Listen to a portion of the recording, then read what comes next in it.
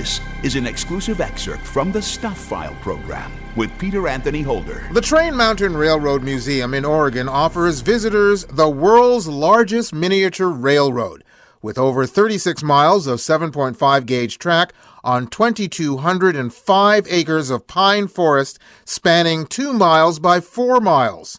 For train enthusiasts, it's a sight to behold.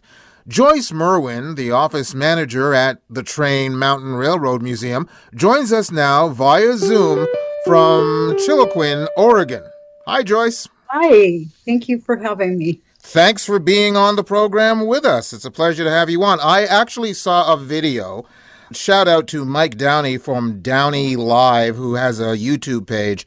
And he had a video where he traveled along this particular railroad and did a whole video on it. And it was just absolutely breathtaking. So I felt I needed to speak to someone from the organization to find out how this all got started. So I'll just ask the question right off the bat. How did this all get started? In 1985, there was a small railroad, which is next door to Train Mountain, called Over the Hill Live Steamers, that was run by a man named Ed St. John. In 1987, Quentin Breen, who was the founder of Train Mountain, was looking for a place to build his world-class 7.5-inch gauge railroad where members of the hobby could come and run their trains and have fun. And he had been looking around at a lot of different places. He met Ed. He was impressed with the fact that even though we're in a rural community, Ed St. John was able to get volunteers from way over in Medford on the other side of the Cascades. So Quentin decided to start building his railroad here. He bought parcel after parcel after parcel after parcel of land. He got a bunch of volunteers on board, basically members. At that time, only members could come to Train Mountain. He basically said, I'll write the check if you do the work. And that's what they did. And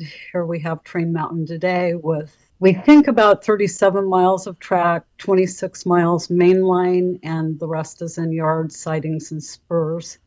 Well, you mentioned that it was basically a collective, a group of people who were train enthusiasts. When did it become something that literally became a tourist attraction and was open to the public? Okay, so in 2008, Quentin Breen passed away. It took a number of years for his estate to settle, for things to get settled with the IRS. And by 2014, there was a reorganization of Train Mountain because one of the organizations is a 501c3 nonprofit.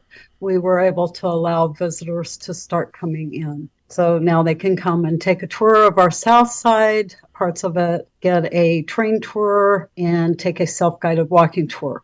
There's the other aspect of Train Mountain with the membership, where the members can bring and run their own trains. They come from all over the states, around the world, and they have a great time.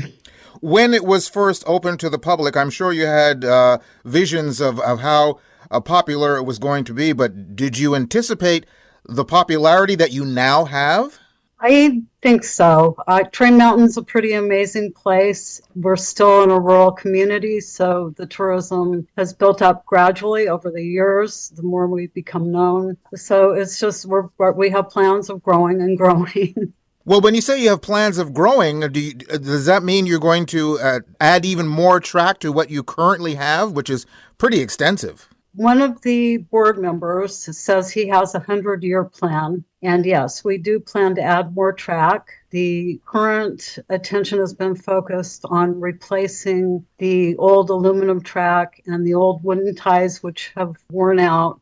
Most of that has been replaced. There's still some in the yards and sidings that need to be redone. And after that, we're free to build some more track. Now, I understand that you also, in addition to having general population, visit your establishment, that you also have groups. You have schools and scouting groups. Explain that a little bit. We have Chiloquin Fire and Rescue. We have local school groups and other groups, the foster kids program. They schedule an appointment for a group event. We organize trains for them.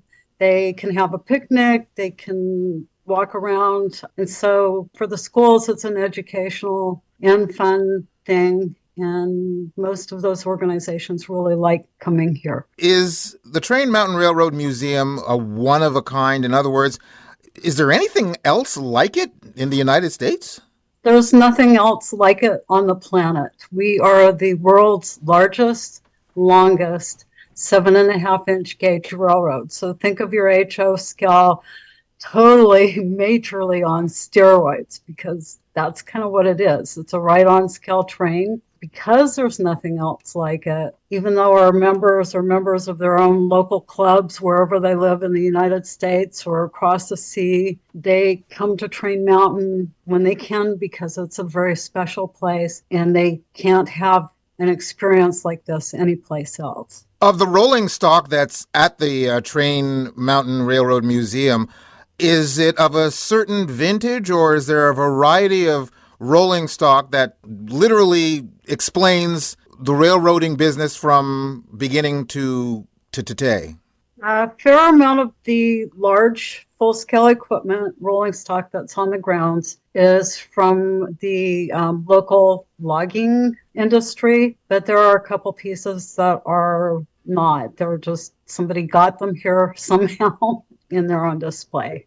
One of the things I saw in the video, which I thought was fascinating, is you actually have a working turntable for the engines. I mean, it's really a complete train system. Yes, the railroad is very much an entire railroad. We have members who are employees on the full-scale railroads, such as BNSF, Union Pacific, and they come and they run their trains and they say, this is just like being at work, except that they're having fun. So, here we go. So when people come to visit and they spend the day, or how many days they spend there, when they ride the rails, you have 36 miles of track. How long does it take one to make the complete circuit? Okay, so typically that circuit is done by members. But if somebody were to do the entire length of track, I would estimate between 5 and 7 hours. Because when I've done it with, when I've been on a train with someone, we've taken 2.5 hours on the what we call the south side of the track, and we didn't even do any of the spurs. The north side of the track takes about 3 hours, hour and a half out, hour and a half back. And when a visitor comes, we take them on about a 30-minute tour on the south side of the property. And that's because a lot of our visitors are traveling through the area. They see our road signs. They have no idea of who we are, what we are, and they're not planning on spending, an entire day. They're planning on spending a few hours. So the 30-minute tour is still amazing. And again, they enjoy that a lot. Well, I can see how they enjoy it. Like I said, I saw that video, and it's just absolutely breathtaking. And for anyone who is a train enthusiast or not, who just wants to see some of the countryside in a unique way, I urge them to go to the Train Mountain Railroad Museum. And before I let you go, very quickly, what are the hours of operation, and when is your busiest time? Okay, so our busiest time is during the summer months when it's warm, basically between about mid-May and the middle of October. Hours of operation for visitors, we're open year-round. During the winter, Monday through Friday, 10 a.m. to 2 p.m. Summer, we're open 7 days a week from 9 a.m. to 3 p.m. And then the members themselves have 24/7, 365 days a year access almost all of the time. I thank you very, very much, Joyce, for taking the time to be on the program with us. It was a pleasure to have you on the show and talk about what is really a unique and experience for those who want to do something a little different. Thank you for having me on. I enjoyed it. Joyce Merwin, the office manager at the Train Mountain Railroad Museum. If you're ever going through Oregon, you have to check this place out. It in itself is a destination. You can go to my website at thestufffile.com, check out the show number for this program, which is show number 0751, and you'll find the links to the Train Mountain Railroad Museum site. Also, I would be remiss not to again mention the excellent video by Mike Downie from his YouTube channel, Downie Live. On my page, you'll find the link to that video as well. It's great stuff. You've just heard an exclusive excerpt from the Stuph File Program with Peter Anthony Holder. To hear any or all of the full hour-long shows, visit thestufffile.com. Stuph is spelled S-T-U-P-H. That's thestufffile.com. A presentation of Flying Fish Communications.